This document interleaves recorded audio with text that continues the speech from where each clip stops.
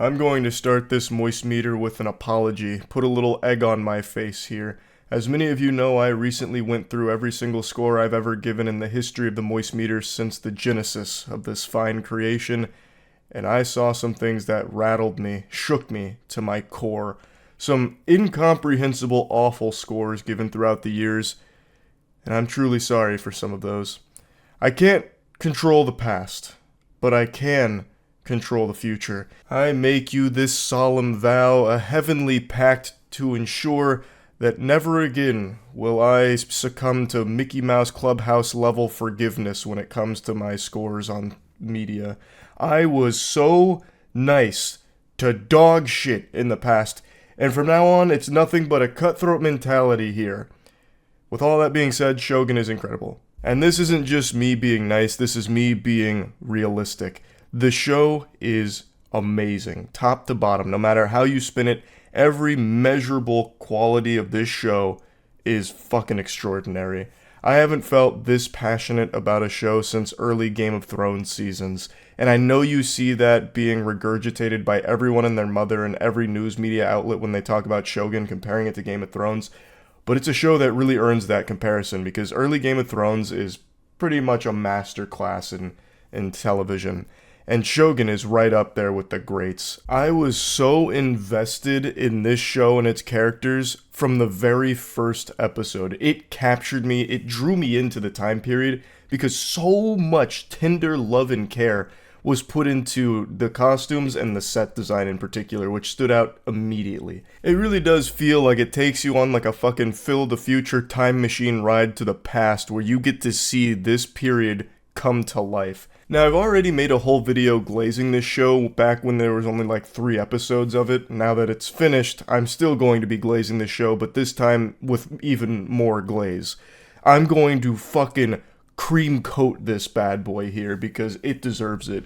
Shogun is one of those special shows that don't really come around often, and when it does, man is it refreshing. Not that we've had some kind of drought of quality. In fact, I'm thinking we're in like a really good age for high quality shows. Like we just had Invincible wrap up, which is another show I gushing grannies overed, and there's a couple more on the horizon that seem pretty good. We also just had Fallout, which was shockingly good. So, I mean, this is just another in this batch of quality that we've been getting, but this sits atop that pile. It is super good. By far the best thing about this show, in my eyes, is the writing. Oh, the writing is glorious. It feels so tight. The characters are so fleshed out with so much depth that it's hard not to care about them. The story is so deep with so many moving parts, it's pretty complex, and I do think for some viewers that might actually be a bit confusing because it is a lot to keep track of. There's a ton of characters with a ton of different motivations doing a lot of different things in different directions, so it might be a little hard to keep track of where the fuck everything is at sometimes, but I actually kind of like that. It just makes it so rich. Like, for example, there's a character named Yabushigi in here, and this is a character that's getting pushed and pulled in all kinds of different directions, fucking used by these people while he's trying to use them, but then his plan's falling through because then this guy's plan needs Yabushigi to buy into it. Meanwhile, the guy that he's pretending to be loyal to knows that he's not actually loyal, but he still kind of needs him. Like, there really is just a lot going on with, and that's just like one single character, but it's connected to so many different things. And Yabushigi in particular, it's like that scene out of every cartoon where someone steps on a rake and then it hits them in the face. They turn around and step on another rake and it hits them in the face. That's like Yabushigi's journey here the entire show. He just keeps hitting all these fucking things that keep hitting him.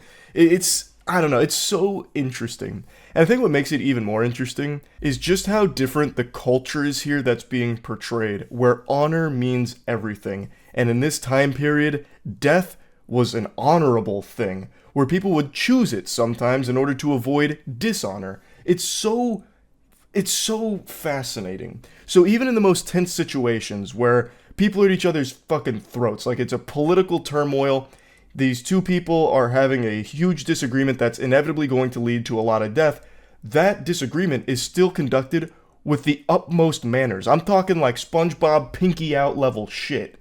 And meanwhile, it's about to condemn so many people to die. Or in another situation where there's an argument between two characters, and the argument brings dishonor to one of the parties that's involved. Well, that honor or that dishonor is so extreme that they end up committing seppuku. They literally kill themselves because they were dishonorable by having this argument. It's such an interesting thing to see unfold in this way. Like, there's people that are willing to die over nothing. For example, a bird.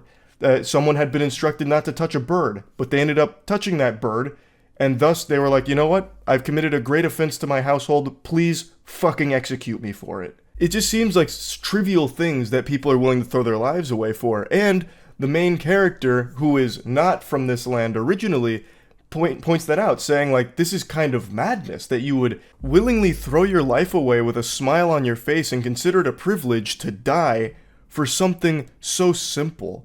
Like, step on a crack, break your mama's back, and then fucking kill yourself because they asked you not to step on those cracks. It really is so fucking different. Like, you don't really see that kind of portrayal anywhere else. And it plays a huge role, obviously, in the narrative because honor really does mean everything here. Manners, following, your leader, no matter what, always being loyal. Loyalty obviously has a huge theme in this show, and it captures all of these themes in a way I haven't seen before, because I haven't seen a show that's done this time period so much justice. It really is extraordinarily well done.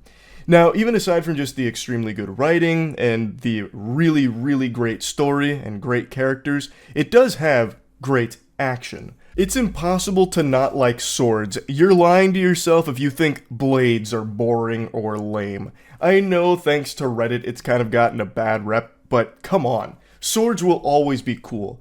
So when people are getting killed by swords, or there's like a fight involving swords, it's always just so fun to see.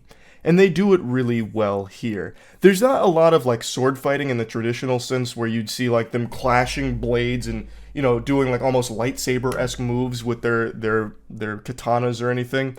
You don't really see that in Shogun. It seems so much more grounded and realistic to how it actually happened in that time period, where it'd be like one or two moves and someone dies from it, which is sensible. So like, for example, there's an assassin that is going around killing people, and they're doing it stealthily. They're not really confronting people head on. They're doing it like in a very sneaky manner, and eventually they get killed with a single strike to the neck that was also a surprise attack on them.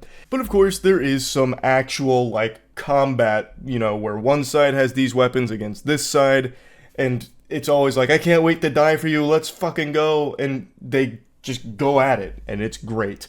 Like, the action, when it's here, is really good, but that's not what makes this show so special. It's 100% the writing, and also the performances. This show is super well acted. Everyone really seemed to put their heart and soul and put their 110 fucking percent into their characters here, which helps elevate everything. Really, like I said, every single component of the show is done really, really well. And it really does have some of that old school, early Game of Thrones DNA to it. And I hate to keep making this comparison, but it's hard not to, because I got the same vibes, the same thrill that I got back then, where any character, could die for whatever reason. And the deaths might not always be like the most climactic thing ever, which I actually think is a good thing. So in Game of Thrones, a character could die from like an infection, like a very important character, or they could die from like one single cheap move that no one saw coming. That happens in Shogun to a lesser degree, of course. There's not as much of that because this is a show that deals with like, oh, well, we can't make this move and kill this person because it would throw this kind of political situation into turmoil, which would cause this problem and to be like the snowball effect. Like, there's a lot of inner workings on what prevents them from just going for like a fucking all-out war off rip and like just murdering and killing people.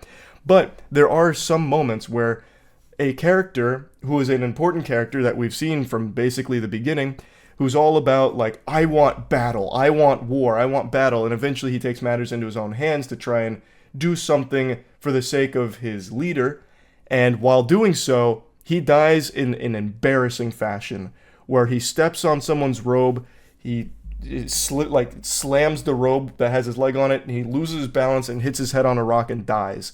It is a shameful death, and the character that ended up killing them says as much, saying, "Where's the beauty in that death?" Because that character that had died was talking about how beautiful it would be to die on the battlefield for what he believed in and who he was led by.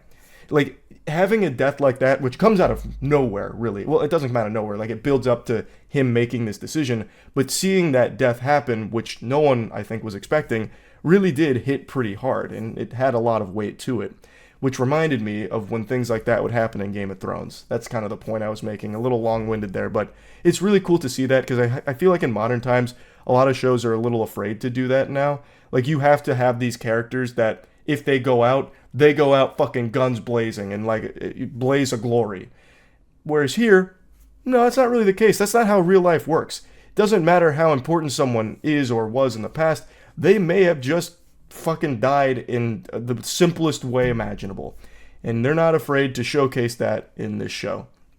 So yeah, I've been kind of going on about this for a little while, but as you can tell, I really liked Shogun. I don't have any complaints that I can think of here, aside from a couple of nitpicking story moments that I think were a little, like, plot hole-esque, but maybe I just didn't fully grasp what the overall plan was and why certain things needed to happen the way they did. Like, there's some character... I'm trying not to get into spoilers of it because it's very important stuff, but there were a couple moments where I was like, you didn't really need to do that because your goals were kind of aligned. You could have, like... You didn't need to have that character kill themselves. Like, you could have... I'm already kind of hinting at too much here. But there were certain moments where I thought, that didn't need to happen. That didn't make sense for why something happened. But it's also just a chance that maybe I forgot why it needed to happen or never fully understood it. Because like I said, there is a lot of moving parts to this story, and a lot of like very deep-rooted reasons for why certain things were happening. But a couple of them I was like, no, you didn't need to let that happen. But anyway, without getting too much into like a spoilery territory, plugging Shogun into the Moist Meter, I think this is a must-watch show, which means I gotta give it that must-watch rating at a really crisp 95%. Fucking banger. Absolute banger. Shogun slaps. Great series. They crushed it with this. And I'm very happy that they're not doing a season 2. This is another one of those rare shows where it's not going to overstay its welcome. It's not going to just keep going and going and going for the sake of milking the property dry. They've stated that they are not doing a season 2 because they wrap everything up the way they want to in season 1. Fuck yeah. I love that. So yeah, that's about it. See ya.